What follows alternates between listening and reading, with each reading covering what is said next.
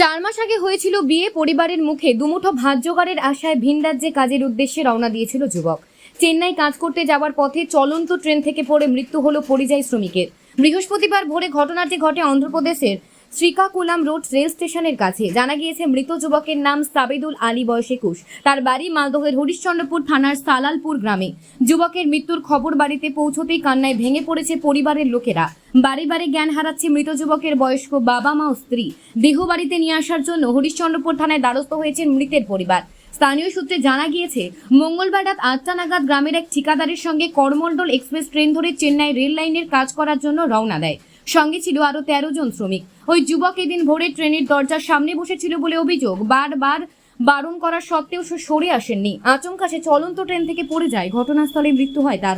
ঠিকাদার পারভেজ আলী বলেন, সাবিদুল ট্রেনের দরজার ধারে বসেছিল। তাকে বারবার বারণ করার সত্ত্বেও সে কোনো কথা শোনেনি। আচমকা ট্রেন থেকে পড়ে গিয়ে ঘটনাস্থলেই তার মৃত্যু হয়। দেহটি নিয়ে আসার জন্য ব্যবস্থা করছি। মঙ্গলবার রাত্রেবেলা 8টার দিকে গিয়েছিল। এখানে বার হওয়ার পরে কালকে আমি ফোন করেছিলাম, ফোনও লাগছিল না।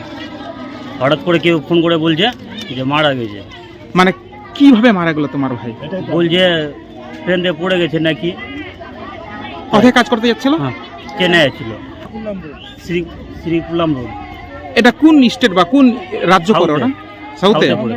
অন্ধ্রপ্রদেশ। আর যাচ্ছিল কোথায় কাজ করতে? চেন্নাই। সেখানে কি কাজ করতো, কি বলে গেছিল এখান থেকে? বাড়ি থেকে বলে গেছে যে রেল লাইনের কাজের জন্য গেছে। এই গ্রাম থেকে আর কতজন গেছিল? এই গ্রাম থেকে মোটামুটি গেছে 15 জন গেছে। তার মধ্যে আপনার ভাই ছিল একজন? একজন আমার ভাইও ছিল। আমার কাকা তো ভাইও আছে, পারভেজের সাথেই গিয়েছিল। তো ট্রেন থেকে পড়ে গিয়ে কি ঘটনাস্থলে মারা গেছে? হ্যাঁ, কিছু না, সেরকম কিছু না। শুনলাম যে সে নাকি 4 মাস আগে বিয়ে করেছে। হ্যাঁ, 4-5 মাস হলো বিয়ে করা। তার পরিবারে কে কে আছে? তার পরিবারে কে কে আছে?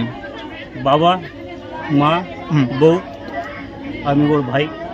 এর আগেও কি কোনোদিন কাজ করতে গেছিল আপনার ভাই? এর আগে গেছিল, জয়পুরে গেছিল। মানে এবার কি প্রথম যাচ্ছিল? এবারে প্রথম গেছিল চেন্নাই।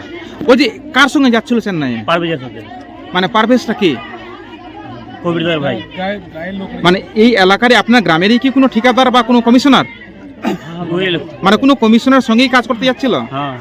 আপনারা কি করে জানলেন যে দুর্ঘটনায় মারা গেল আপনার ভাই? কি করে জানলেন আপনি? কে ফোন করে জানালো আপনাকে? ফোনে বলেছে। কে জানালো আপনাকে? কাকুর ছেলে।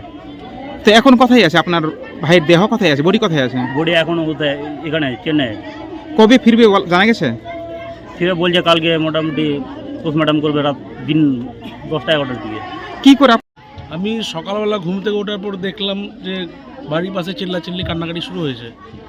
তো একটু খোঁজ নিয়ে দেখলাম যে আমাদের গ্রাম থেকে কিছু লোক যারা চেন্নাই লেবারের উদ্দেশ্যে কাজ করতে যাচ্ছিল, তাদের মধ্যে একজন খুব অভাবী পরিবার, দিনে খাটা দিন আনা পরিবার, মানে কোনো কিছু অবস্থা ভালো না একদম। তো ওদেরই মধ্যে একজন নাকি শুনলাম যে দরজার পাশে নাকি বসেছিল রাত্রিবেলার দিকে, হঠাৎ ঘুমের ঘরে নেশা বিষে পড়ে যায়।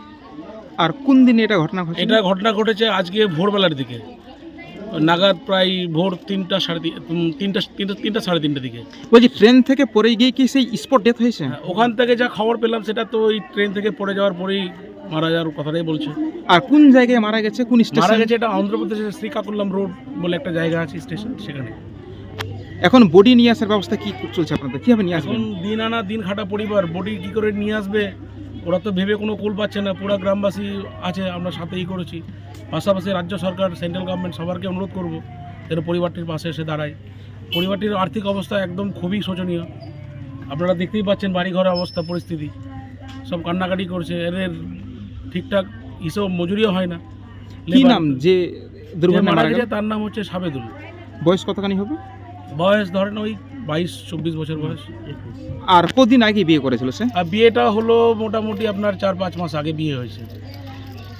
আপনার নাম? আমার নাম মাসুম সুলতান।